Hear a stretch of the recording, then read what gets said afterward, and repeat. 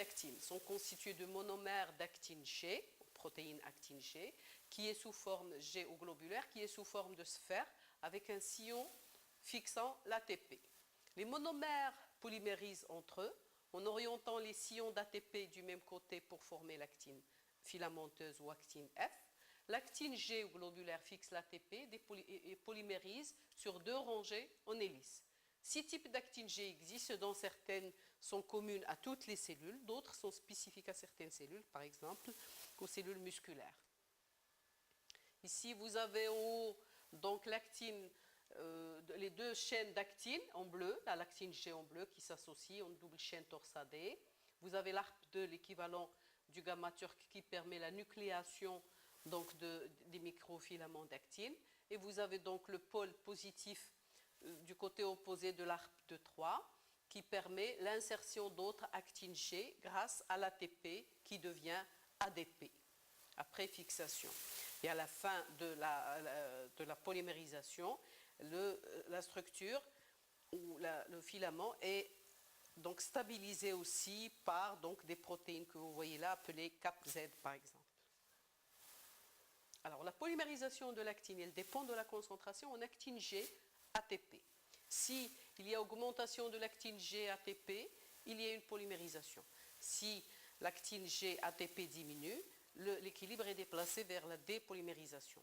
La polymérisation s'effectue à l'extrémité plus et à l'extrémité moins. Elle est plus rapide à l'extrémité plus, où elle doit d'abord changer de forme pour fixer l'ATP.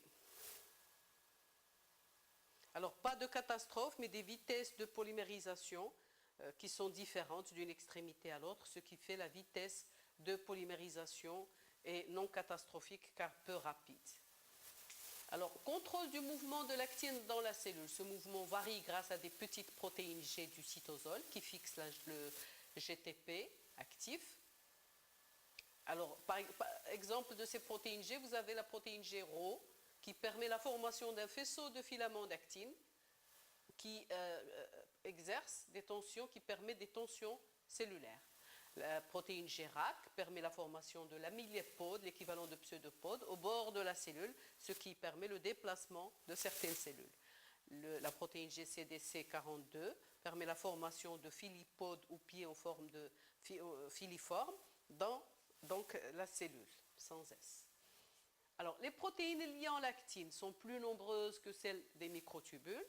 Ils régulent la taille des microfilaments d'actine et assurent le lien à la membrane plasmique de ces microfilaments d'actine. Alors, vous avez aussi des moteurs moléculaires qui existent aussi au niveau de ces microfilaments d'actine. Alors, les protéines régulant la taille des microfilaments d'actine, vous avez la tropomyosine dans les sillons, les protéines des extrémités protégeant de la dépolymérisation, la sévérine qui coupe les microfilaments d'actine pour créer de nouvelles extrémités plus, la tropomyosine et la profiline qui se fixent sur les microfilaments d'actine, l'ARP qui est le complexe protéique de la nucléation du microfilament, c'est l'équivalent du gamma turc pour les microtubules. Il apparaît en réseau ou en faisceau, ces microfilaments, et donc ce qui entraîne des fibres de tension associant les microfilaments d'actine avec certains angles. Alors, deuxième type de protéines liant l'actine, on va parler des protéines liant les microfilaments d'actine à la membrane plasmique.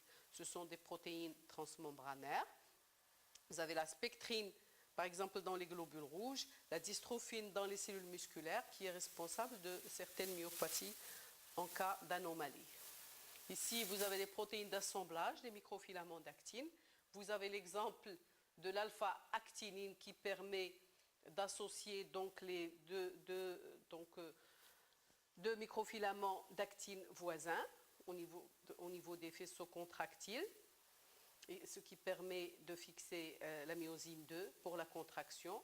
Le deuxième exemple qui se trouve au milieu, c'est la protéine d'assemblage, la filamine, qui permet de former des réseaux en forme de maille dans la cellule.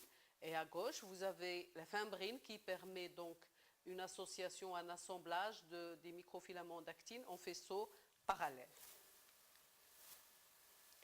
Alors, le fonctionnement de l'actine.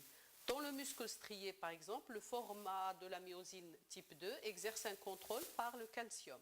ce qui entraîne un mouvement dynamique et la contraction rapide et brève de la cellule. Vous verrez le mécanisme en physiologie cellulaire. Alors, dans le muscle lisse, il y a une phosphorylation de la myosine qui contrôle la l'actine musculaire qui est lente et permanente. Lien de l'actine à la membrane plasmique. Dans l'érythrocyte, l'actine interagit avec la membrane plasmique par la protéine flanine, ce qui donne une forme biconcave du globule rouge, facilitant son déplacement dans les vaisseaux sanguins. Dans les cellules musculaires, par contre, la desmoglycane est associée à l'actine tout autour de la cellule, ce qui permet un lien avec la membrane basale donc du tissu et entraîne la transmission de la contraction musculaire.